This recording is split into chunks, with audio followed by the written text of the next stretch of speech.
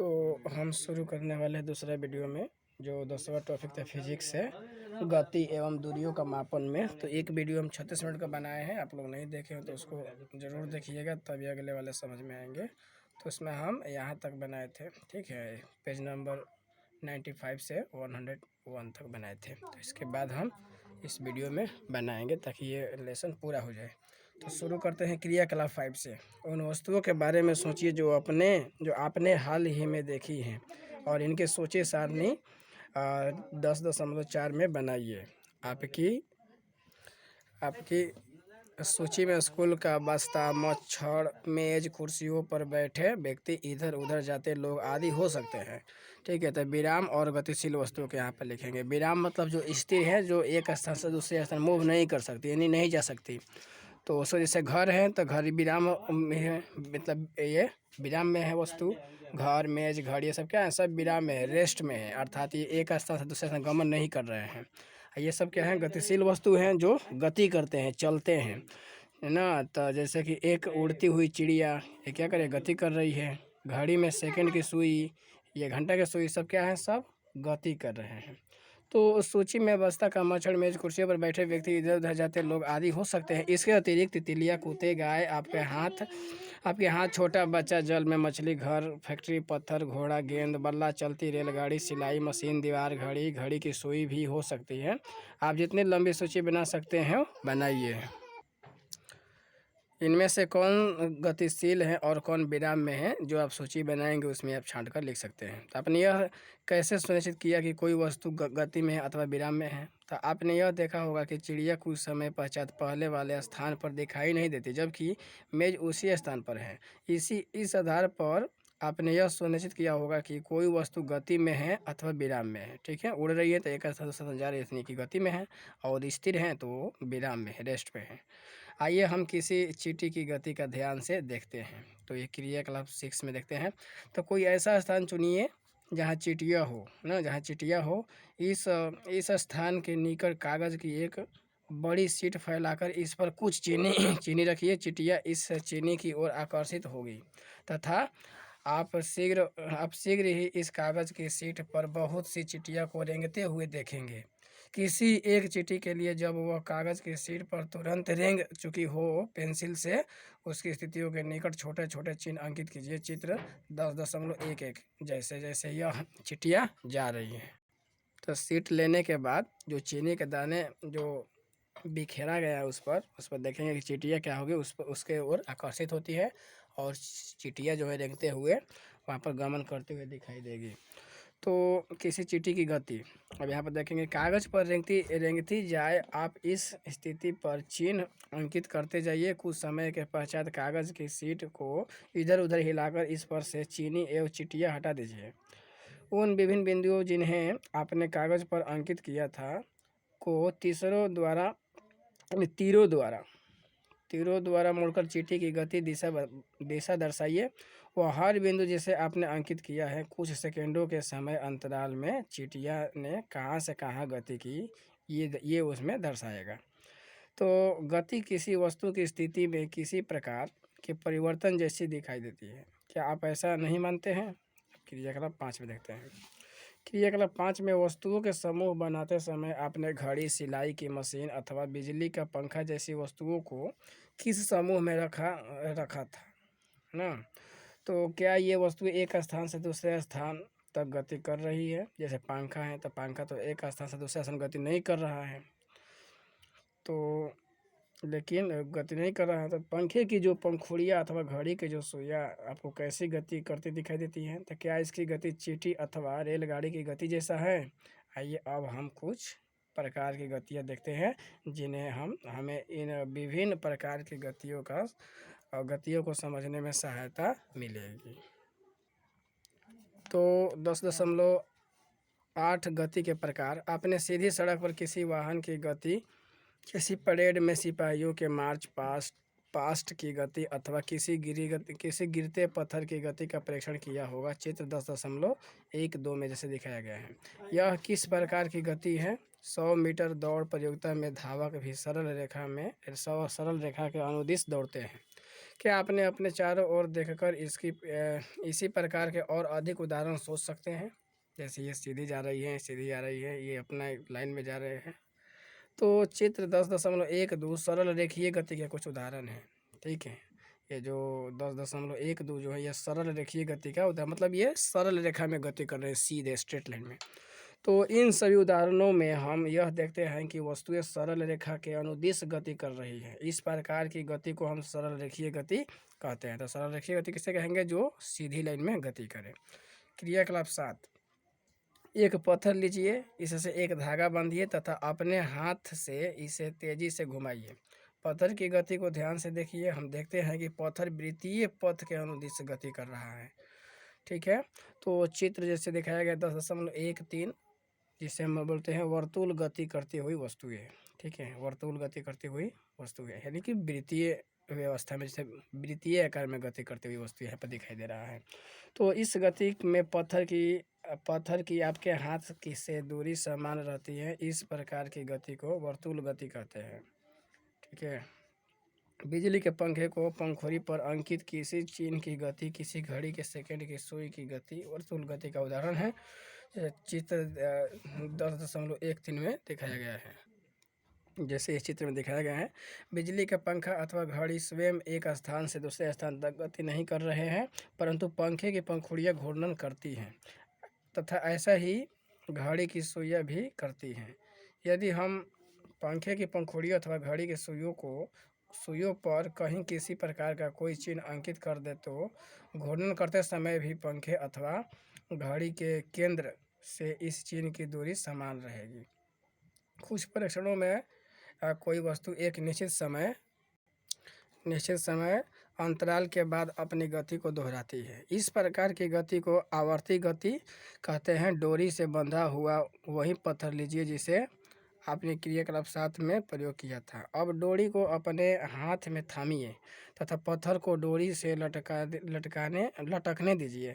यह एक लोलक है। दूसरे हाथों में से पत्थर को एक तरफ खींचिए और फिर स्वतंत्र गति करने के लिए छोड़ दीजिए। लोलक की यह गति आवर्ती गति का एक उदाहरण है। वृक्ष की शाखाओं का इधर उधर लहराना, झूला झूलते बच्चे की गति, सितार की डोरियों की गति, बजाते समय ढोलों अथवा तबलों की झिल्ली की गति, ये सभी आवर्ती गति के उदाहरण हैं। इनमें वस्तुएं एक निश्चित समय अंतराल के बाद अपनी गति को दोहराती है। क्या आपने क्रियाकलाप 5 के एक धागे के रूप में सिलाई की मशीन का परीक्षण किया था? आपने ध्यान दिया होगा कि सिलाई मशीन अपनी इसी अवस्थित पर रहती है जबकि इसका पहिया वर्तुल गति में होता है। तो इसमें एक सुई भी होता है जो जब गति में होता है। इसमें एक सुई भी होती है जो जब गति में होता है। अब तथा पहिया घूर्णन करता है तब तक निरंतर ऊपर नीचे गति करती रहती है। क्या ऐसा नहीं है यह सुई आवर्ती गति कर रही है? तो क्या आपने फर्श पर लुढ़कती किसी गेंद की गति का ध्वनिपूर्वक परीक्षण किया है? यहाँ गेंद किसी फर्श पर लुढ़कती और घूर्णन करती हुई आगे की ओर गति करती है। इस प्रकार गेंद सरल रेखीय गति के साथ साथ घूर्णन गति भी करती है। क्या आप ऐसे अन्य उदाहरण बता सकते हैं जिनमें वस्तु की गति विभिन्न प्रकार की गतियों से मेल करती है? इस अध्याय के अंतराल हमने बहुत से मापन क्रियाकलाप किए हैं तथा कुछ प्रकार की गतियों के विषय में चर्चा की है। हमने देखा कि समय के साथ स्थिति में परिवर्तन को गति कहते हैं, ठीक है। तो गति की परिभाषा हुई, गति स्थिति में हुई इस परिवर्तन को हम दूरी मापन द्वारा ज्ञात कर सकते हैं।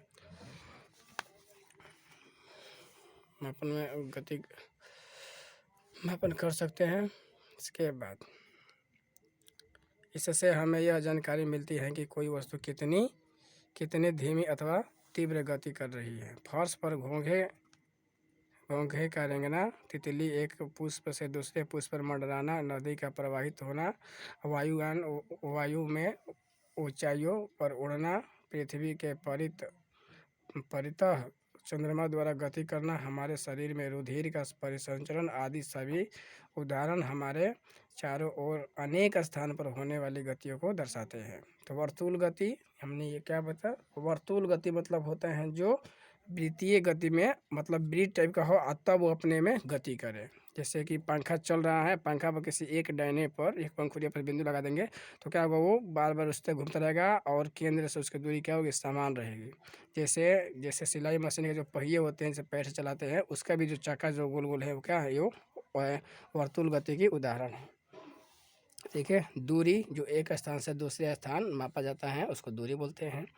और मापन जो उस दूरी को माप के हम जो निकालते हैं वो हो जाएगा मापन। गति गति हुआ कि एक स्थान से दूसरे स्थान जब हम जाते हैं तो वो गति होती है, मतलब गति कर रहे हैं, स्थिर में नहीं है। ठीक है। आवर्त गति मतलब होता है जो बार बार, जैसे जैसे झूला को अगर झुलाया जाता है किसी को तो फिर जाएगा, फिर उसी स्थान पर आएगा, तो इस तरह वो क्या हो जाएगा, वो आवर्त गति होगा। जैसे सुई, जैसे कि सिलाई मशीन का सुई क्या होता है, ऐसे ऐसे ऐसे होता रहता है, तो ये आवर्त गति है, फिर वहाँ जाएगा फिर आएगा, फिर वहाँ जाएगा फिर आएगा। तो ऐसे ये आवर्त गति के उदाहरण है। जैसे यहाँ पे बहुत सारे उदाहरण दिया था आवर्त गति का। जैसे ये घड़ी का जो ये लोलक होता है, ये भी क्या होगा, यहाँ से जाएगा और फिर आएगा तो 1 सेकेंड, फिर जाएगा फिर आएगा तो 1 सेकेंड। तो ये आवर्त गति के कारण से होता है। इसी तरह तबला पर जब हम पीटा जाता है तो जैसे मारने पर क्या होता है, वो अंदर जाता है फिर बाहर आता है, तब उसमें ध्वनियाँ निकलती हैं। ये सितार में जब ऐसे ऐसे सितारा से खींचते हैं तो उसका जो तार होते हैं वो कंपन करते हैं, तो आएगा जाएगा ऐसे ऐसे कंपन करेगा। तो ये सब किसका है, ये सब आवर्त गति के उदाहरण हैं। ये भी है तो ये भी आवर्त गति के उदाहरण है। तो इस तरह आवर्त गति हो गया। सरलरेखीय गति मतलब होता है कि किसी सीधी रेखा में गमन करना, गति करना। जैसे ट्रेन जो है सीधी गति में मतलब सीधा ही जाती है, बस ट्रक ये सब क्या होता है, सब ये रेखीय सरलरेखीय गति होते हैं। ठीक है। देखो एएसआई मात्रक के बारे में हम लोग कुछ चर्चा कर लेते हैं। एएसआई का फुल फॉर्म होता है सिस्टम इंटरनेशनल, यानी अंतर्राष्ट्रीय पद्धति। ये हुआ क्या था कि हमने पीछे पढ़ा था इस दूसरे वाले वीडियो में कि उसमें ये था कि पहले ज़माने में 1800 से पहले के ज़माने में जो था ये मीटर किलोग्राम वगैरह नहीं था, तो उस समय काफ़ी दिक्कतें होती थी। कोई अपने पैर से माप कर देता था, कोई अपने हाथ को 1 फीट बताता था, और ऐसे ऐसे वो लोग मापन को करते थे। तो इसमें बहुत सारे उलझनें होती थी। कोई कहता था कि जिसका हाथ बड़ा था तो वो बोलता था कि मेरे हाथ से लीजिए, तो उसको ज़्यादा कपड़ा देना पड़ता था। कोई छोटा होता था तो उसको कम कपड़ा लेना पड़ता था।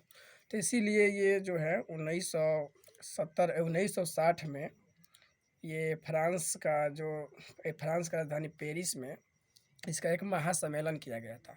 उस महासम्मेलन में जो है सारी मात्राओं को एक निश्चित बनाकर उसको मापने के लिए, कि जैसे कि मीटर से लंबाई मापना होगा तो मीटर में ही मापा जाएगा पूरा दुनिया में। ठीक है। ये सही मतलब इंटरनेशनल सिस्टम जो है, तो ये पूरा दुनिया में मीटर ही मापा जाएगा। किलोग्राम है, कोई भी वस्तु को अगर हम तौलेंगे तो किलोग्राम में मापेंगे।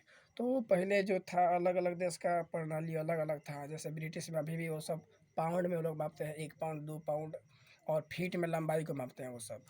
लेकिन जो ए सही मात्रक होता है ये पूरा दुनिया के लिए ये बनाया गया था, जो पेरिस में 1960 के दशक में सम्मेलन हुआ था, तब बनाया गया था, ताकि अब कोई अपने से ना ले कि 1 फीट मेरे हाथ से है और 1 फीट उसके हाथ से है। तो इससे बहुत सारे कन्फ्यूजन दूर हो गए। तो ए सही मात्रक वही हैं जो अलग अलग माप के लिए बनाया गया। जैसे लंबाई के लिए मीटर हो गया, किलोग्राम के लिए आपका जो वस्तु को तौलते हैं उसके लिए किलोग्राम किया गया, और जो तापमान मापते हैं उसके लिए केल्विन का मतलब ए सही मात्रक केल्विन होता है। ऐसे तो सेल्सियस में भी तापमान मापा जाता है और फ़ारेनहाइट में भी, लेकिन ए सही मात्रक जो पूछा जाएगा तापमान का तो वो केल्विन हो जाएगा।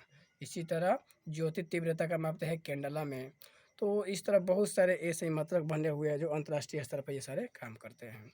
और ये जो मापन के मात्रक हैं वही सब है, उसी के थ्रू हम कोई चीज़ मापते हैं, तो मापन के मात्रक है। तो ये कुछ थी प्रमुख शब्द, ये प्रमुख शब्द थी, यानी जितना भी हमने पढ़ा इसी के बारे में हमने पढ़ा, अलग अलग उदाहरणों द्वारा वो समझाने का प्रयास किया है। तो मुख्य बात यही है। इसका मेन सारांश क्या है, मेन सार क्या है, इसको हम देख लेते हैं। तो सारांश जो है, एक स्थान से दूसरे स्थान तक जाने के लिए परिवहन के विभिन्न साधनों का उपयोग किया जाता है। ठीक है। तो सब जानते हैं प्राचीन काल में लोग पैर की लंबाई, अंगुली की चौड़ाई, एक कदम की दूरी आदि का उपयोग मापन के मात्रक के रूप में करते थे। ये बताएं। इससे उलझनें होती थी तथा इसलिए किसी एक समान मापन प्रणाली को विकसित करने की आवश्यकता उत्पन्न हो गई। अब हम मात्रकों की अंतर्राष्ट्रीय प्रणाली अंतर्राष्ट्रीय प्रणाली यानी एएसआई मात्रक उपयोग करते हैं। इसे समस्त संसार में मान्यता प्राप्त है। बोले ना एएसआई यानी कि सिस्टम इंटरनेशनल। तो एएसआई मात्रकों में लंबाई का मात्रक मीटर है। ठीक है, एएसआई मात्रकों में लंबाई का मानक मात्रक क्या है तो मीटर है। लंबाई को वो लोग जब ही मापेंगे तो मीटर में ही मापेंगे। 1 किलोमीटर को लोग क्या कहेंगे, कहेंगे कि 1000 मीटर है। 2 किलोमीटर का वो लोग 2 किलोमीटर नहीं कहेंगे, वो लोग कहेंगे कि 1000 ये 2000 मीटर है। तो इस तरह मतलब उन मीटर में ही मापन किया जाता है। जैसे हम लोग अपने में कैसे कहते हैं 1 लाख, तो अंतर्राष्ट्रीय में उसको बोला जाएगा 100,000 यानी कि 100,000। तो इस तरह का जो है ऐसे ही मात्रक निर्धारित की जाती है हर चीज़ के लिए, जो पूरा दुनिया में उसको मान्यता दी जाती है। अब सरल रेखा के अनुदिश गति को सरल रेखीय गति कहते हैं। यानी कि सरल रेखा में कोई वस्तु गति कर रही है तो सरल रेखा मतलब सीधी रास्ते पर कोई वस्तु चल रही है तो उसे हम सरल रेखीय गति कहते हैं, नहीं रेखीय गति कहते हैं। ठीक है, वर्तुल गति में कोई वस्तु इस प्रकार गति करती है कि वस्तु किसी नियत बिंदु से दूरी समान रहती है, तो वही दूरी समान रहेगा। जैसे होता है ना सिलाई मशीन का जो पहिया जो घूमता है पैर से चलाने पर, या पंखे पर किसी पंखुड़ी पर बिंदु दे देंगे तो जब पंखा नचेगा तो वो उसका केंद्र से उसको दूरी समान रहेगा, उसमें कोई परिवर्तन नहीं होगा, एकदम अपने दूरी पर ही वो नचते रहेगा, घूमते रहेगा, नचते रहेगा। तो इस तरह की गति को हम वर्तुल गति के नाम से जानते हैं। आवर्त गति जान गए, जो एक निश्चित समय में दोहराता है ना। तो जैसे झूला हो गया, और ये बहुत सारे उदाहरण बताया गया था उस समय। तो वर्तुल गति और ये जो हैं आवर्त गति वगैरह के बारे में हम लोग इधर भी देख लिए हैं। लास्ट जो है ऐसी गति जो एक निश्चित समय अंतराल के पश्चात दोहराती है उसे आवर्त गति कहते हैं। ठीक है, जो निश्चित समय के लिए झूला वगैरह झूलते हैं तो ये सब आवर्त गति के उदाहरण आते हैं। तो आप लोग ये समझ गए हैं, पढ़ लिए हैं। हम मिलेंगे दूसरे वीडियो में, तब तक के लिए धन्यवाद।